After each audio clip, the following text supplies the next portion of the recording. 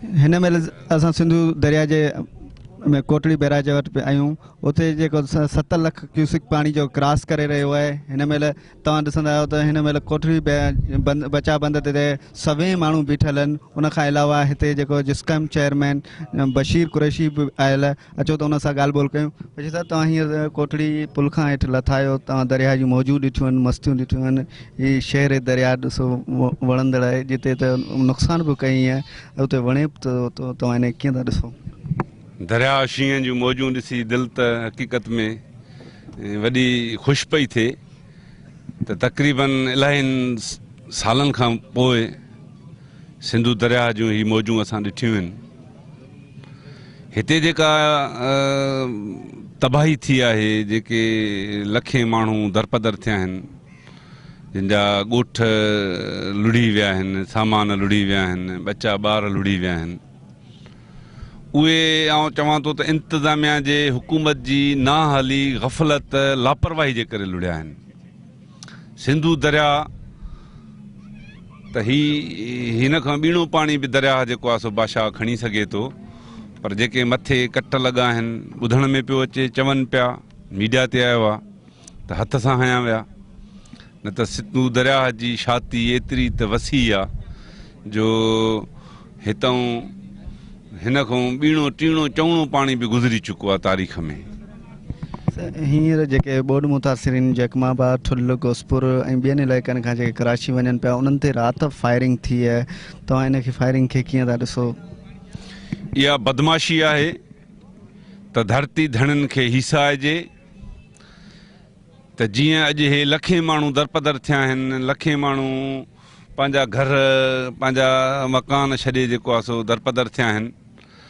हीअ धरती त उन्हनि जी धरती आहे, उन्हनि खे किथे बि कहिड़े हंधि बि वेहण खां दुनिया जी का बि ताक़त रोके नथी सघे। पर हीअ असांखे डिॼारीनि था, ख़ौफ़ज़दा था कनि त जीअं माण्हू शहरनि ॾांहुं रुख़ न कनि। छो त शहरनि ॾे वरी ज़िंदगी आहे, जेको आहे रोज़गार आहे, ज़रिया आहिनि, फैसिलिटीज़ आहिनि, उहे सिंधी माण्हुनि खे न मिलनि। आउं चवां थो कराची, हैदराबाद समेत सॼी सिंध सिंधियुनि जी आहे, उन जा वारस सिंधी आहिनि। दुनिया जी का बि ताक़त उन्हनि खे रोके नथी सघे। ऐं कराची बि सिंध जी दिलि आहे, सिंधियुनि जो शहरु आहे, ऐं सिंधी ला धड़क अची उते आबाद थियनि। बाक़ी चइनि ठकावनि सां को सिंधी पंहिंजी धरती छॾे कोन वेंदा। हिन दरिया जूं गजगोड़ूं उनमें बि माण्हू वेठा आहिनि। अॼु बि तव्हां हली जेकॾहिं कच्छ जा इलाइक़ा ॾिसंदो, पेहा ठाहे बि वेठा आहिनि, गजगोड़ बि ॾिसनि पिया, पर उन्हनि जी दिलि दहकियल न आहे, हू ढिनल न आहिनि। अहिड़े मौजुनि में बि, अहिड़े सीरनि में, अहिड़नि दरिया जे ठकावनि में बि असांजा भली मलाह हुजनि, मोहाणा हुजनि, कच्चे जा रहवासी हुजनि, उहे ख़ौफ़ज़दा न आहिनि। पर ही इंतिज़ामिया हुकूमत जेका माण्हुनि खे दरपदर कयो आहे, उन ख़ौफ़ज़दा कयो आहे, उन्हनि जेको आहे सो माण्हुनि खे डिॼारियो आहे। छो त उन्हनि जी का बि मदद नथी थिए। कैंपुनि में पिया आहिनि, खाधो किथे नथो मिले, किथे दवा कोन्हे, किथे दरमल कोन्हे, किथे सहूलियत कोन्हे, पट ते पिया आहिनि। पर हुकुमरान सिर्फ़ु सहायता त कनि पिया। जेको आहे सो हाणे कल्ह जेको आहे सो बहस पिया हलनि त 70 लख सिर्फ़ु सखर जी कैंप खे मिले पियो, पर उते त माण्हुनि ते लठियूं थी वसनि पियूं। अहिड़ी तरह सां लखे माण्हू अहिड़ा आहिनि जेके पंहिंजनि वास्तनि वड़नि सां वञी मुख़्तलिफ़ जैन ते, जॻहनि ते वञी पनाह वरिती अथऊं।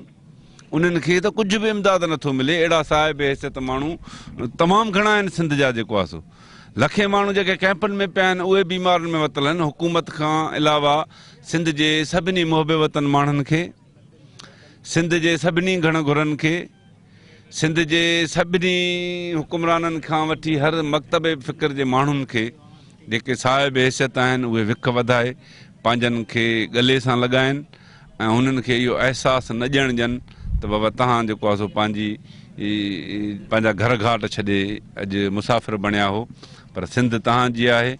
उन करे मोहबत सां, प्यार सां पंहिंजनि खे गले लॻाइण जी सख़्तु ज़रूरत आहे। हिन महिल जेको गवर्नमेंट जेको आहे, उन्हनि खे तव्हांजो मुतालबो हूंदो त उन्हनि खे घर ॾिए उते कराची जे अंदरि, उन्हनि खे रोज़गार ॾिए, न की उन्हनि खे जेको आहे सो हिकिड़े मानीअ टुकड़े पोयां उन्हनि खे पेन अड़ाऊ करे। हा, असां चवंदा त हीअ धरती जा वारस आहिनि। हीअ जो कैंपनि में धिका खाईंदा वतन, सिंधी माण्हू लॼपाल आहिनि, उन्हनि लखे माण्हू खाराया आहिनि। हुन जूं नियाणियूं उन जा बच्चा ॿार ईअं कैंपुनि में पनाहगीरनि वांगुरु पिया आहिनि पंहिंजी धरती ते। इहा ॾाढी तकलीफ़ ॾियण वारी ॻाल्हि आहे।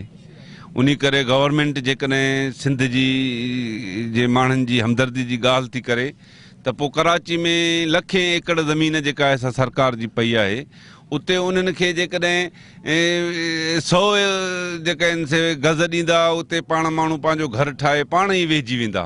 कैंपुनि जी बि ज़रूरत न पवंदी, माण्हू मज़दूरी बि कंदा, खाईंदा बि, जेके साल 2-4 साल वेठा हूंदा या उते रही था पवनि। उनजी धरती आहे जेको आहे सो इहो इंतज़ाम गवर्नमेंट खे करणु खपे। उहे जेकॾहिं उते इलाही ज़मीनूं ईअं पयूं आहिनि, उते माण्हुनि खे विहारींदा त माण्हू पंहिंजो घर बि पाण ठाहे वेंदा, माण्हू काना खणी बि पंहिंजो घर, पंहिंजी उघड़ पंहिंजी ढके वेंदा। घटि में घटि कैंपुनि खां वधीक उते इज़त ऐं शान सां पोइ जेके बि 5 ॾींहं वेहनि, 5 महीना वेहनि, उहे उते इज़त सां जेको आहे उन्हनि खे विहारणु जेकॾहिं गवर्नमेंट चाहे थी त भली खेमा हणी ॾे, भली आरज़ी घर ठाहे ॾे, भली 5000 रुपया सिर्फ़ु ख़र्चींदो कखा ऐं घर ते। सिंधी माण्हू ऐं झूपड़ियुनि में रहिया आहिनि, 5000 में हुननि जा घर ठही वेंदा ऐं शहर अॾिजी वेंदा। जेको आहे सो गवर्नमेंट करे, गवर्नमेंट दावा करे थी त ॾींदासीं, बाबा ऐलान कयो छड़ो माण्हुनि खे प्लाट ॾियो, माण्हू पाण वञी ठाहींदा।